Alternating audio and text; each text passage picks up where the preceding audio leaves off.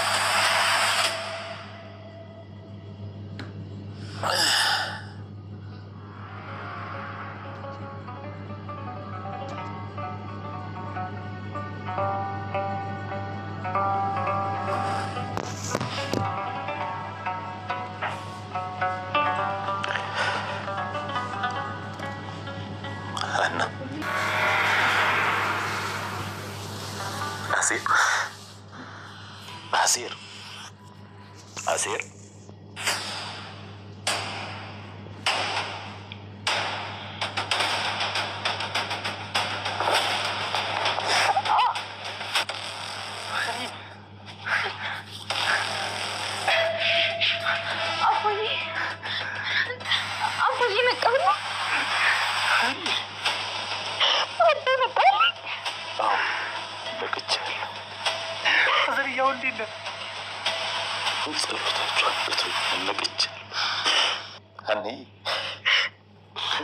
አባባ ኖላዊ በመንቃታቸውና በመዳናቸው በጣም ደስ ብሎኛል። እንዲሁም አቶ መስፍን የሕክምናውን ለማስቀጠል ቃል ገብተዋል። ዶክተሩም ያው ማስጠንቀቂያ ሰጥቶታል። ሁለተኛ ስህተት እንዳይሰራ ማለት ነው። ከዚህ በፊት የዲኤንኤ ምርመራ ውጤትም ስህተት እንዳልሆነ ከዶክተሩ ጋር ተነጋግሯል አቶ መስፍን። ሀኒም የአባቷ ሕክምና እና ያው የምርመራ ውጤት ትክክል እንዳልሆነ እሷም በድጋሚ ነግረዋለች። ዶክተሩም በመፍራት ያለ ጥፋት ሰው መወንጀል በሕግ ያስጠይቅሻል እያላት ነበረ። እዚህ ላይ ሰላምና ምናሴ የሰሩት በጣም የሚያስደስት ነው ማለት ነው። አባታቸው ያንን ችግር በመናገር አባታቸው ሀኒን አባት ለማሳከም መጥተዋል ማለት ነው። ሀኒም በጣም ደስ ብሏታል። አባቷ ላይ የደረሰ ነገር እኛንም በጣም አሳዝኖን ነበረ። ሰላም ጤና ይስጥልን ውድና የተከበራችሁ የቻናል ቤተሰቦች እንደምን አላችሁ? ነው እግዚአብሔር ይመስገን። ሰላማችሁ አላችሁበት ይብዛልኝ እያልኩኝ ዛሬም በኖላዊ ድራማ ቀጣይ ክፍል ይዘን መጥተናል። ላይክ፣ ሼር፣ ሰብስክራይብ በማድረግ ቤተሰብ ያልሆናችሁ ቤተሰብ ሆኑ። ነባሮችም ደግሞ ላይክ እያረጋችሁ ቪዲዮ እስከ መጨረሻ አዳምጡት። ምናሴና ሰላምም አባባን ለመጠየቅ መጥተዋል። አባትሽ እንዴት ናቸው? ያው እንደምታየው ነው፣ አይጋገር አይናገር እያለች አኒም ለምናሴ እየነገረችው ነበረ። ዶክተሮቹ ምን አሉሽ? እነሱ ምን አለባቸው? ባልተወለደ አንጀታቸው ነካክቶ እንደዚህ ያደረጉት። አሁን እኮ ዶክተሩ ጋር እጄ ያልሽኝ? አዎ እጄ ነበረ ትላለች አኒም። ያው እንደተለመደ ይዘሽ ውጪ ነዋ ስትላት አሴርን ምናሴንም ቆይ የሰው ልጅ እንዴት ነው እንደዚህ ክፉ ሊሆን የሚችለው እያላት ነበር። ምናሴም እነሱ ምን ያድርጉ የክፋቱ ቆንጆ እናቴ ነች ትላለች። ሰላም ይሄ ሆስፒታል ለትርፍ ነው የተቋቋመ፣ ምከፊው ነገር ካሌለሽ ይዘሽ ውልቅ በይ አለኝ ብላ እሷም ለሰላምና ለምናሴ ስነግር ነበር። ወይኔ ሰላም አሁን ስማዬ እንግዲህ እያለኝ ነው። ታይ ሰላምዬ እናት እንደዚህ አትባልም። ታታና እኔ ራሱ እናቴን ታዝቤያታለሁ። እኔ መሀል አለመግባባትና እንዲሁም ትዝብት እንድኖር አልፈልግም። እኔ የፈጠረኝ ጥሎ አይጥለኝም ትላለች አኒ። ሰላምዬ አሁን ተረጋጊ እሺ። ቆይ አሴር የት ሄዶ ነው? ጓደኛዬን ላገኝ ብሎ አሁን ነው የወጣ ይለዋል። አሴርም እንደዚህ ራስሽን አትጣይ እሺ እና እኔ የምኖርለትም የምሞትለትም አንድ ሰው ብቻ ነው። አባዬ እንደዚህ ሆነው እያየውኝ እንዴት ነው ስለ ራሴ ማሰብ የምችለው ትላለች። ቆይ እስቲ ሀና አባትሽ እንደዚህ በመሆኑ እኛም በጣም አዝነናል። ግን አንቺ ራስሽን እንደዚህ በመጣልሽ ምን ለውጥ ይገኛል? የምለወጥ ነገር አለ? እግዚአብሔር አያድርገውና አባዬ አንድ ነገር ቢሆን እንዴት ነው የማደርገው? ለማንስ የምኖረው?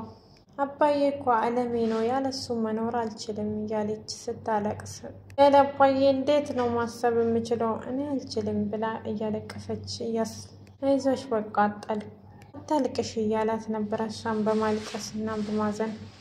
ከዛ አቶ መስፍን ወደ ሐኪም ቤት በመምጣት ያው እኔ ያልሰማችም ነበረ። ከዛ ሰላም ነገረቻት አባቷ እንደሚያሳክም ሙሉ ሕክምናውን ለመሸፈን ቃል እንደገባላት ያው አልሰማችም ነበር። ሀናም በጣም አዝና እያለቀሰች ነበረ። ሰላምም ቆይ ተመልሼ መጣሁ አባቷን ጋር ሄደች። ታምቹም ላደረገ ነገር በጣም እየተጸጸተ ነበረ። ለምንድን ነው እንደዚህ ሲጋራ የምታጨሰው ይለዋል አሴር።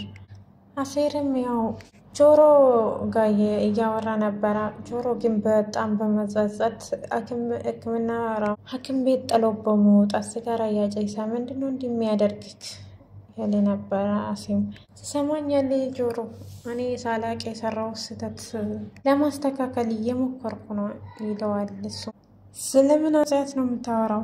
አንተ መቼም ምንም አይገባህም፣ በግድዬ እንዳትከተለኝ ብሎ እሱም በመናደድ ሮጦ ይሄዳል። አሴር ምንም አያውቅም። ማን ላይ የሰራው ነገር እያስታወሰ በጣም እየተጨናነቀ ነበረ። ያው አሁን ላይ አባባ በጣም ራሳቸውን ስለሳቱ ወይዘሮ ባዩሽን አንቄ ያንን ጉዳይ አጋልጣለሁ እያለ ነበረ። አሁን አኒ ጭንቀት ላይ ስለገባች ጆሮም ያው በመጸጸት ታምቹ በመጸጸት ያው አሴን ጥሎ ይሄዳል። አቶ መስፍንም ወደ ሐኪም ቤት በመምጣት ለምን መጣ ትለዋለች ሰላም። ሀናን ፈልጌያት ነው። ሀናን ፈልጌ ማለት ሀናን አታውቃትም? ወይኔ አባዬ ለምን ልቤን ትሰቅላለህ? የውልሽ ሰላም እናትሽ የሰራሽውን ስህተት እኔ ማረም እፈልጋለሁ። እስከ ዛሬ ድረስ ሁሉም ነገር ዝም ያልኩት ገንዘብ ቸግሮኝ ሳይሆን ወይም ስስታሞኛ አይደለም። እንዴ አባዬ ዛሬ ቆይ ምን ሆነሃል? ነገር ማሽከርከርን የት ተማርክ ትለዋለች። እንጂ ደግሞ ነገሩን በቀጥታ ካልተነገረሽ የምትፈነጂ ይመስልሻል አይደል ይላታል። እሷም እሻውን ባል ነገሩን በቀጥታ ንገረኝ። አባትሽ ከእናትሽ ጋር ያለው ነገር እያሻከረ ስለሆነ ጠቅላላ የሕክምና ወጪ መሸፈን አቅቶኛ አይደለም እና ብላ ሰላምን በጣም ደስ አላት። ከዚህ በኋላ ሜላት ለልጆቿ ግፍ እንድታስቀምጥ ስለማልፈልግ ያና አባት ሙሉ ሕክምናውን ወጪ ሸፍኜ እኔ ያሳክመዋለሁ በማለት ለሰላም ስነግራት ሰላምን በጣም ደስ አለ።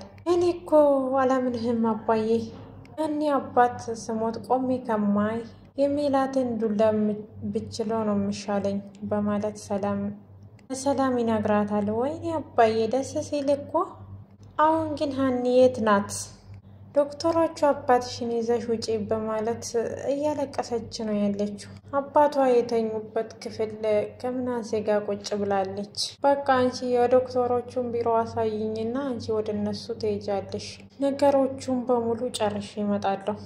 አባዬ ዛሬ በደስታ ሊገለኝ ነው አይደል? እኔ አባት ብላ አባቷም ያው ከዶክተሩ ጋር ለመነጋገር ወደ ቢሮ ሄደዋል።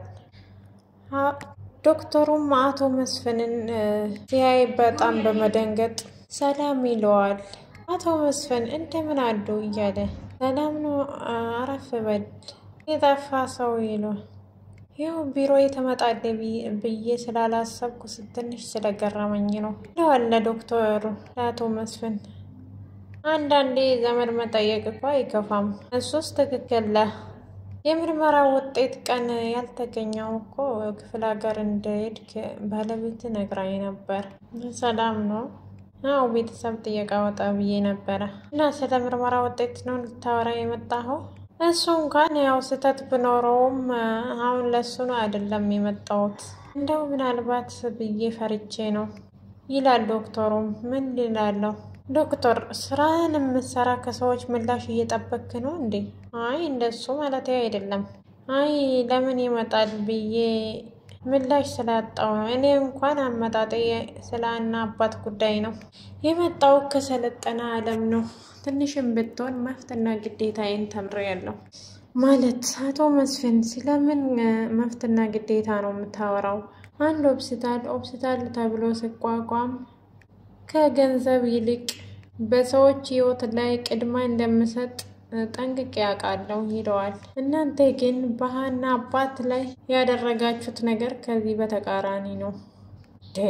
አቶ መስፍን ይኸውልህ አቶ ዶክተር፣ እኔ የመጣሁት ችግር ለመፍጠር አይደለም። ያና አባትን ሙሉ ሕክምናውን ሸፍኜ እስከ መጨረሻ ለማሳከም ነው የመጣሁት። ግን እኮ ወይዘሮ ሜላት ይሄንን ነገር እንደምትፈልግ አይመስለኝም።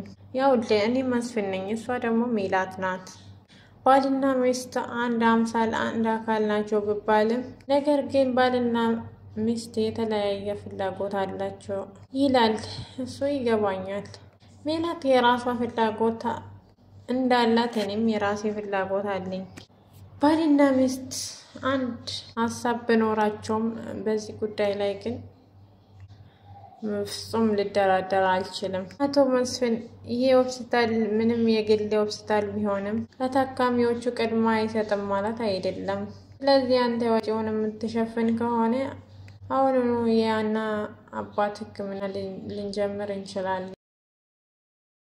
አቶ መስፍንም ሁሉንም ወጪን ሸፍኖ ከዶክተሩ ጋር ተፈራርሞ ወጥተዋል ማለት ነው። ዶክተሩም ወደ ወይዘሮ ሜላት በመደወል ዛሬ ከየት ተገኘ ትለዋለች።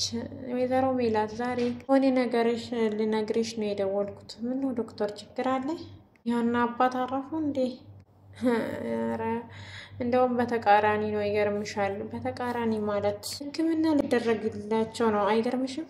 እንዴት? ክፍያውን ሚሸፍንላቸው ሰው ተገኝተዋል። አልገባኝም ዶክተር ትለዋለች በመደንገጥ። ወይዘሮ ሜላት ግን በጣም ክፉ ሴት ናት።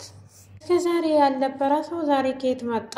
ክፍያውን የሚሸፍነው የአንቺ ባለቤት አቶ መስፍን ነው ስላት በጣም ደነገጠች። ምን? እንዴት እንደሆነ ባላቅም አሁን ቢሮ መጥቶ አነግሮኝ ነው የወጣው። ይህም በፍጹም አያደርገውም።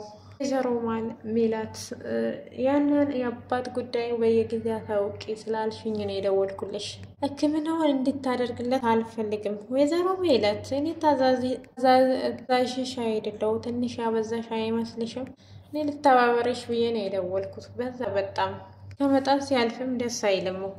የፈለግ ከሆነ ኃይል ገንዘብ ሰጣለሁ፣ ግን ሕክምናውን እንዳታደርግ በማለት ዶክተሩ ጋር ታነጋግራለች። ወይዘሮ ሜላት አያችሁ ስራዋ እዚህ ላይ መልካም እሷ መልካም ብትሆን ወይዘሮ ባዩሽን መልካም መሆን ነበረባት። ምክንያቱም ሁሉም ነገር የምታወቀው በጓደኛ ልክ ነው።